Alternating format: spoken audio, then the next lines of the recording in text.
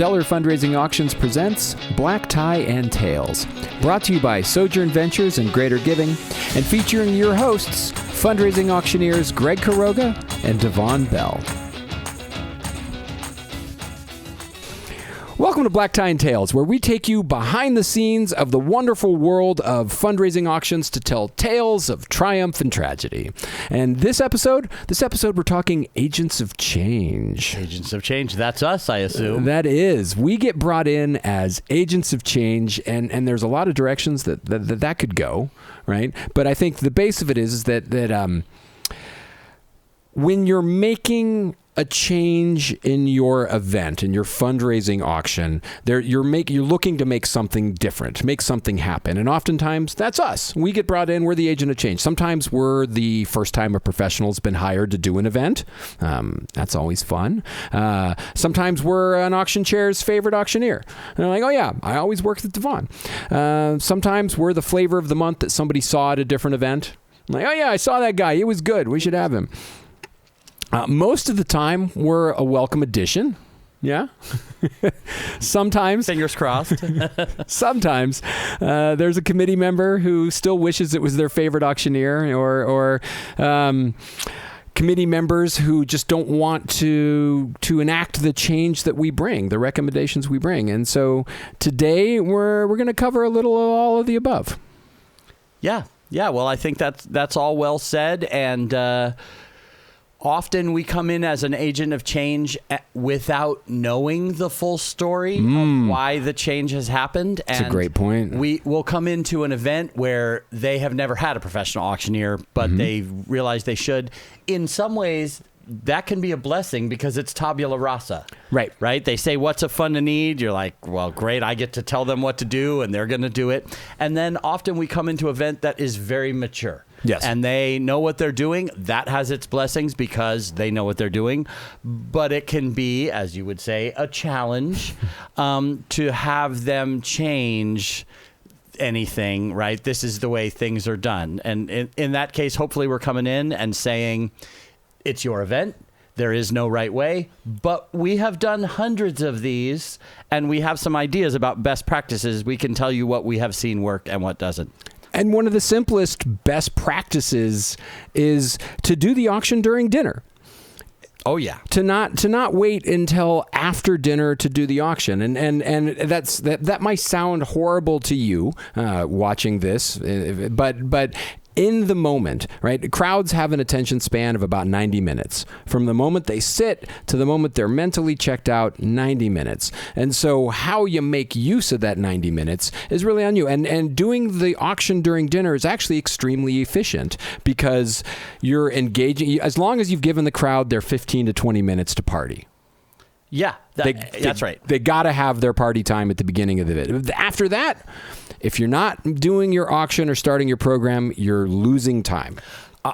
I will say, I think you're probably with me on this, it's so important to time the live program alongside the meal that I actually have a whole bunch of lines. I have a whole bunch of stories and good reasons to do it this way. Like if you are coming to me and say, hey, we're going to have this live program, it's going to happen during dinner, I bet your first choice, my number one hope, is that it's full seated dinner. Yes. So that we can use the rhythm of the meal yes. to herd them cats, because it is almost universal at a dinner party that when the entrees go down, everyone shuts up for a second and there's clinking and yum noises. My joke is that if we're doing the auction during dinner, then there's a 50% chance that half the crowd has something in their mouth and isn't talking while I'm doing the auction. That's right. So we hope. and so too is it true that when you get to coffee and dessert, that is permission to get up and wander over to your friend's table and talk to them. It's time for the old people to go home and go to bed.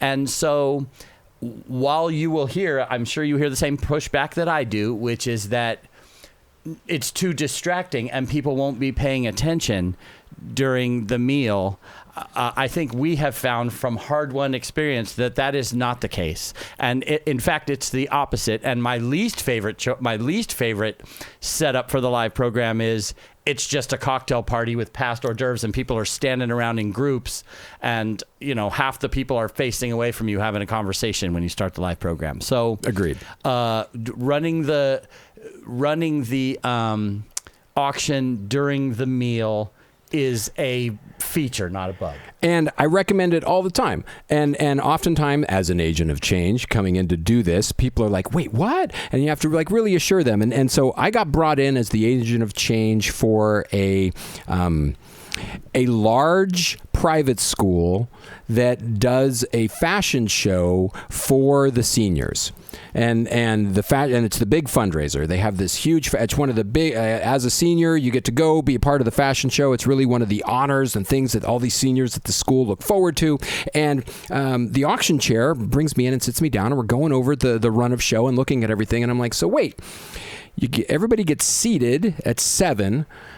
You finish dinner at 8:15, you start the fashion show at 8:20, that lasts an hour, and then you do the auction? Oh. And she's like, yeah. And I was like, so how much money did you raise? She's like, I feel like we left a lot of money on the table. I said, I'm glad to hear that, because I've got a proposition for you. And when I explained, like, hey, let's move the auction up. Let's do the auction during dinner, and then we'll be done with the fundraising, and you'll get to the fashion show. And at that point, you've raised your money. You've got a captive audience, because nobody's going to leave before their kid's fashion show. The fashion show is your reward for being so generous. The fashion show's the carrot. I'm the stick, right? I am totally comfortable with that metaphor. And so everybody on the committee agrees. They think, oh, this is brilliant. We've got the auction timed. Like, it's tight, right? Crowd has their 15 to 20 minutes. Then we start the auction, and if everything goes well, we'll be serving dessert right at the fund of need, right? As soon as the fund of need is over, they get to their dessert, they get the sugar caffeine rush to take them on into the fashion show. It's going to be great. And you're right, when he says the 15 to 20 minutes, we have learned over the years that no matter how long they chitty chat in the reception, when people go sit down at their tables, they need a new set of table chatties, which is not the same. Right. If we're sitting, if I'm sitting at your table at dinner, it doesn't mean I hung out with you during the cocktail hour. Right. Probably not, because I probably want to go hang out with all my other friends, because I know I'm going to see you at dinner. Right. So we need that 15 to 20 minutes. So the committee buys in, and it's in Marin at that huge not convention center, but the Civic Center. The Civic Center. That's Frank Lloyd Wright building. Right. And it's in the smaller building, which isn't really that much smaller, down by the water, that has the huge stage. It's a big I-shaped stage. With a runway perfect for a fashion show. Right. It's an I-shaped stage. It's ginormous, and it seats easily 600 people. Yep. And the sound booth is in the very back of the room, and that's relevant because I get my I saddle up, I get the microphone on, I start my recorder, get everything rolling. We're 5 minutes from go time. Everybody's having the chit chat. Right, now you have to pee. Right. Yeah, of course. Adrenaline comes in, and you're like, okay, before. 5 minutes, and I go, and it's a long walk from the sound booth all the way to the back of the room, to the front of the room at that point, around the stage, to the back, up the stage. There's actually like half a flight of stairs to get up to the stage. It's huge. Yeah. Get up there, and I'm back, and and it's a literal backstage. Like, the crowd can't see me, I can't see them, and so I'm back there, and I take my jacket off, and I'm doing my warm up thing. I'm going over my script. I'm getting ready to go, and 5 minutes tick by. And I'm like, okay, well, I never met a run of show that survived first contact with the crowd, right? It's nice, but usually like 3 to 5 minute slippage is pretty normal. 10 minutes, I'm starting to wonder what's going on. 15 minutes, I'm like, what? And there's slippage and there's slippage. If you're way past time when you go there, then that's pretty common, because people are having a party, and like you said, it never it'll have its way with you once it gets going. But if you're supposed to take the stage and now you're sitting there dead air for 10 minutes, right, yeah, and at a certain point, I'm hesitant to go back to the sound booth. I'm like, what if somebody comes looking for me and I'm not where I'm supposed to be, right? So I waste another 5 minutes. Like, well, this is where I'm supposed to be, Like they said, be backstage, 5 minutes of agonizing. Yeah. So finally, I put my jacket on and I go back around and I get there and everybody looks harried, right? Like the sound guy's like, oh, I can't believe this, and I asked somebody, what's going on? They say, we got it under control. It's fine, right? Like there's some irritation and anger to all of this as well. And I'm like, okay, so go backstage, get set up. We do the auction, we do the fund the need. It's good. It actually is much better than it had been the year before when they had done it at the end of everything, right? As one would expect. Yeah. Like you leave the fundraising till last, and it's the least important thing. 2 hours is too long. Right. It's too long. So we do the auction, and everything's successful. Everybody's happy. The fashion show starts, and the kids look having a great time. And in our wrap up meeting, I say, so what happened? And they tell me there's a mom who was producing the fashion show who was upset that we had altered the timeline, that we had changed the auction to going before her fashion show. So when it came time to do the auction and to start the program, she took the microphones and hid them. She absconded with the microphones? She took the microphones that the auction chairs were supposed to use to introduce me, because that's what I was waiting for, right? I'm waiting for the auction chairs to introduce. She took the microphones and hid them, bodily, tucked them away somewhere, It's my football now, you meddling kids. Right. And I was like, there's a cliche for this very moment, right? Like the whole cut off your nose to spite your face thing is so on the nose for this. I see what you did. Yeah, I did. I was flabbergasted. I've encountered resistance to the change that I bring before, but I had never ever seen anything like that. I just love the mental image of her with a whole bunch of microphones, running away. Yeah, one's falling out of her hand, tucking them in the bread basket and hiding them under people's tables. Right? She's tells a waiter, "Here, take this." You'll never take me alive. And the funniest part is she just made her own fashion show later. Right. At the end of it, she just maybe you made everybody mad, but that was golden. Agent of change. Resistant to change. Yes. And when we were thinking about this, I was trying to is there a moral to this story? And I don't know that there all I could think of is get everybody's buy-in, work harder so one of the things that I do if it's a new event, I haven't worked with them before, especially if they're flying me in, I will on my dime fly to meet with the committee one time and spend a day meeting with the committee because I want everybody's buy-in. Get a little nosotros. Get a little buy-in. I want everybody's buy-in. So, owning what could have been my share in this responsibility was if I'd had a chance to meet with her, could it have been different? I don't know. The moral, the only moral of the story I can come up with is work harder to get more people committed to the vision of the fundraising. But I think we've learned to keep the mics under lock and key until showtime. And who is it that brings out the results for the Academy Awards? Right. Yeah. A lock box. Yeah, we need them. Black Tie and Tails is brought to you by our partner Sojourn Ventures. When you need to add a little travel spice to your lineup of auction items, check out Sojourn Ventures.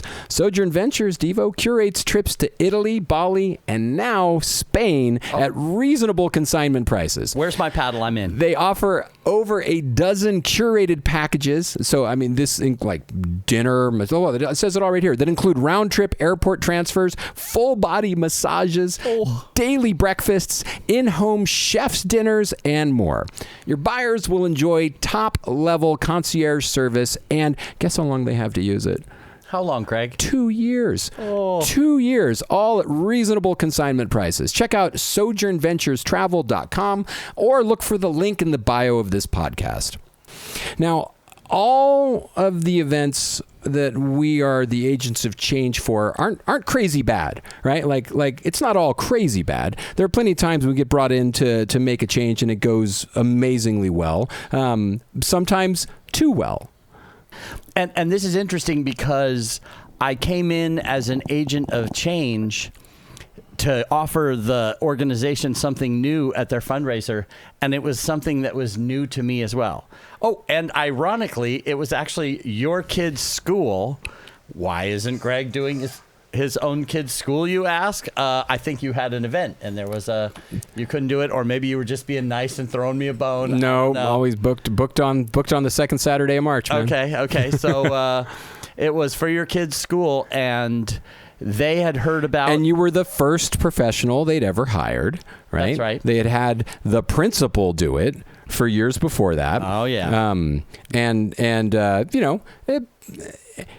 He was proficient for a principal, but he was not a fundraiser. Yeah, what I'll tell my clients is that if there's someone on the board who says, I can do this, that sounds fun, you're going to get what you pay for.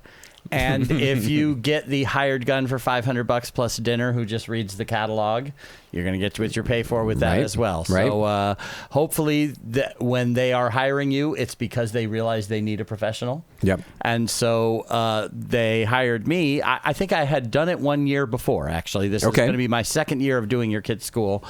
And they had heard about this newfangled fundraising opportunity. I saw this thing at another auction, and it did great. We should do that thing. That's right. And it was called the Runaround. That's right. Also known as Last Paddle Standing, Last Man Standing. We have a lot of experience with this. And I swear, Greg, we could do a whole show just about the Runaround. We could. Good stories, bad stories, terrifying stories, successes and shit shows. Correct, sir. So it was my first time ever doing. Let me explain the kind of how the Runaround works. We're going to have something of reasonable value that people are going to want, and then the bid for it's going to be pretty low. Hey, you get a magnum of wine and a stay at this nice B&B, and it's only $50. So if you raise your paddle, you get it for $50. But if someone raises their paddle after you, they get it for $50, and your 50 is still there. It just becomes a donation to the school, right? So the last person to raise their paddle for $50 wins the thing. Yes, and I think we've probably both seen it be very, very effective because it really taps into the kind of oh, what the heck aesthetic. And when you say, hey, it's a stay at a B&B and a magnum of good wine for $50, I want in on that, but you aren't winning it. You're just donating $50 because someone's going to come after you and do it. It really plays on people's sunk cost fallacy. Yes, well said. That's right. So I had never done one before, and there's a few kind of, I will often actually counsel against this with my clients, and what I will tell them is I have seen this do incredibly well as far as X's and O's and bring in a huge amount of money in a very short amount of time. Yep. And then the client will not do it again the next year. So that should be telling, right? Anyway, so they had their thing and it was going to be $50. And so we started going, right? Okay, there's oh, no, it's them. Okay, anyone else want it? Oh, no, it's them. And we kind of started getting to the spot where you start saying going once, going twice, right. Trying to make it go. And this crowd is like a dog with a bone. They won't let it go. They're not going to let somebody else get this damn thing for $50. And I think what I've learned, and right. I'm after doing some, I'm sure you've seen the same, is if you just keep it $50 for this great thing, it can really go. Death march with cocktails. It is a death march. It goes on, and no one wants it to go. No one wants it to end. No one wants to let someone else win it, but they're desperate to have it end anyway. Oh, and ironically, your wife is my recorder. She's right here off the stage, like off to one side. Right. And we're going $50, going once, going twice. Oh, haha. Or everyone laughs. $50, going once, going twice. oh, right. So after about 15, 12 minutes later. exactly. After about 15 of these, I look down Michelle, my wife, and she's giving me the like, cut this off, and then I'm going, how? I don't know how to end this. It turns out what you can do is after a reasonable number of bids, you go, okay, it's not 50, it's 100. And then we can do a couple of those. We go, okay, it's 200. And you'll scare people out. But one of the reasons that we don't do this is not just the death march part, when you go on and on and on, because you can raise the bid and kind of put that to an end. But also, haven't you seen it at checkout multiple times that people are going, wait, they raised their paddle 4 times during it. Each of those is a bid for the school. Right. They go, I'm in $600. I didn't win anything. Right. Like, so it requires a lot of explaining beforehand. So they were excited about their newfangled runaround. I'm like, okay, it's new. Let's just go for it. And it needed a little fine tuning before we took it live, I think. One of the things I always try to consult on is making conscious choices. And I had a client recently who was like, let's do the runaround. I'm like, that's great. We're on a tight timeline. Right. And a runaround can take up to 13 minutes.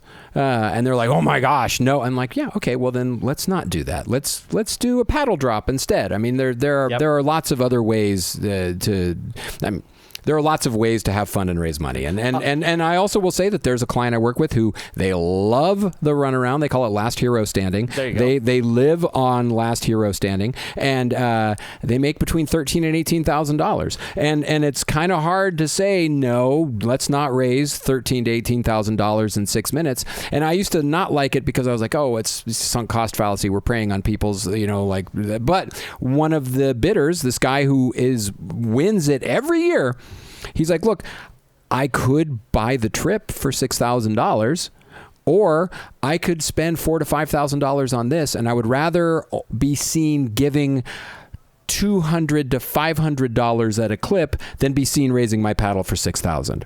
And I was like, okay, that's a very unique perspective, but it exists, and I will embrace that as the reason to embrace this when the time comes. And also, one of the things that you can do with your gift is leverage it to help other people give gifts. And that's a great opportunity for him to bring a lot of other people along with him. Yeah, great call. To make and I will say that it isn't fundamentally bad, the runaround. Like you said, there's no science to this. It's an art, and maybe your crowd likes it. And I have had the experience where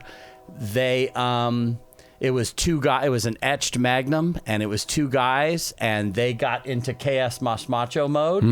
And I don't even know if they correctly wrote down how many times they bid back and forth, but we raised $20,000 selling one Magnum of wine. Wow. Yeah. And if you'd put it up for auction, it would not have made $20,000. Yeah. It would have made $1,200. And they didn't feel leaned on. They were thrilled and loving it and high-fiving at each other at the end. So it isn't that it's wrong, just like we say all the time, measure before you cut. Like you be intentional, know what you're doing going in. Right. Conscious choices. Right. Conscious choices.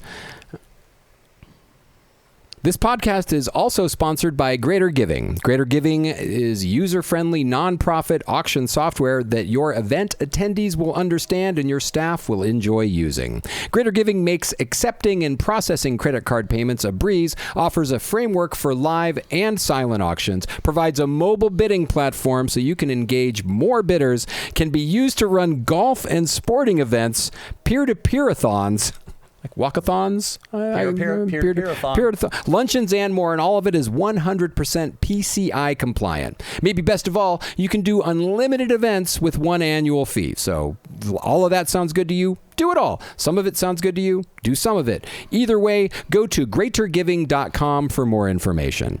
So I know we're going to wrap really quickly, but real quick, the single change that you made that you've seen, like the greatest return on, or the most impact emotionally, financially, or otherwise.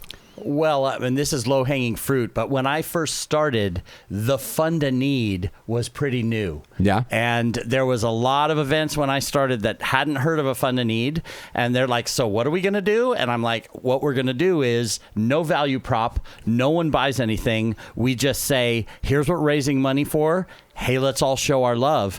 And that is exactly what we're trading on when we have a live event. Yep. Those people paid to be there. We said it was a fundraiser. They want to give. And, you know, the Fund a Need is so wonderful. What I will tell my clients is that the Fund a Need, from kind of an emotional standpoint, from both from a making the most amount of money per minute of the entire night, right, and a warm and fuzzy, we're all in it together, most egalitarian moment of the whole night. Yep. The feel-good moment of the night, the Fund a Need should be the centerpiece of the entire thing. And whatever we have that is the most emotionally evocative, that is the most tugs at your heartstrings, whatever we have that's the most powerful, we should tell them that right before we run the Fund a Need. That's great. And that by far and away, I would say that would be my number one. I think second up for me would be buy-in parties.